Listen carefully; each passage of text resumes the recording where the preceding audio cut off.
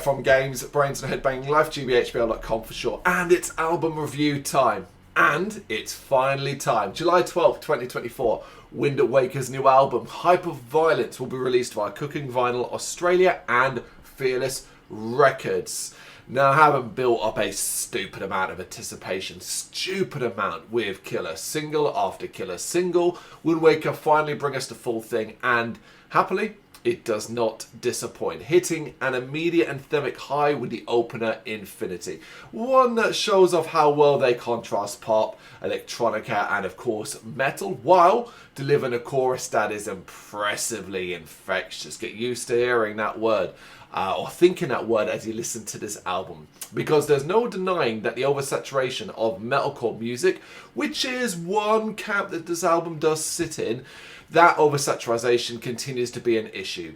But we always say this, when it's enjoyable and good, there's nothing to complain about, which is very much the case with this album and Windwaker on the creative form of their careers as they smash out vigorous, alternative, heavy hitters like Sirens and Fractured State of Mind, not just filled with intense vitality, but with relatable messages.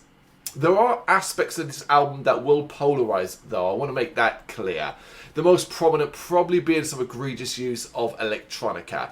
Notable already at this point, and something that continues to dominate across the remainder of the album. For some, I think, and certainly on specific tracks, it can be a bit off-putting, even if that element does often help make the track even catchier. It is to Windwaker's credit, though, that the use of electronica rarely feels forced or randomly jammed in. Take something like Break the Rules, a very imaginative piece of music that goes overboard with the effects, but still results in an appealing listen with some serious heaviness and accessible pop vibes. It's one of the real Marmite tracks of the album, but that could also apply to the thing as a whole. Regardless of your love or hate for it, chances are many of the tracks will end up taking up residence inside your head. Heavier, moodier, it's The Wall, where dark and dangerous intensity stands out, followed then by some strong melody, clean singing and a passionate sounding chorus, alongside a very solid breakdown with Villain, before the halfway point of the album passes with another delightfully infectious effort called Get Out, a track that really comes to life the first time the heaviness hits. The harsh vocals and fast instrumentation sound great.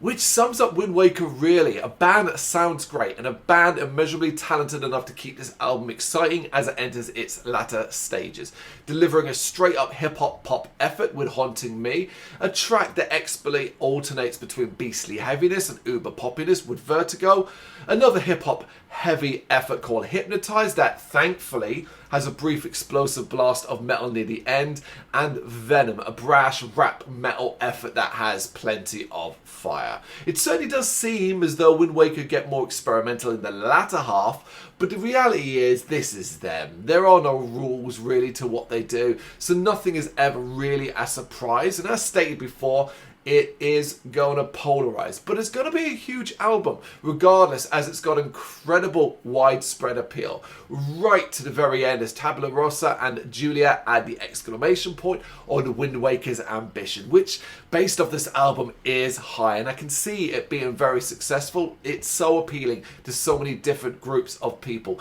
It's not necessarily for a metal fan, it's not necessarily for a rock fan, pop, hip-hop, R&B, whatever. It's everyone and everything. And, you know, as I've said several times throughout this review, that will polarize.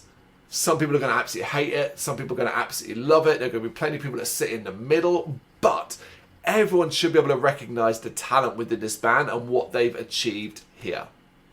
It is Hyperviolence. It is out on July 12th, 2024 via Cooking Vinyl Australia and Fearless Records. Be interested to know your thoughts on this one, so let me know what you think in the comments. Thank you very much for watching. If you'd like to see more content like this, please consider hitting the subscribe button. It is gratefully appreciated. You can find us over at gbhbl.com, our full website where reviews, news and so much more goes up daily. We're also on all social media platforms: Facebook, Instagram, Twitter, Threads, at GBHBL. Just search for GBHBL and you will find us out there. We also have merchandise on sale. You can access the shop via the website.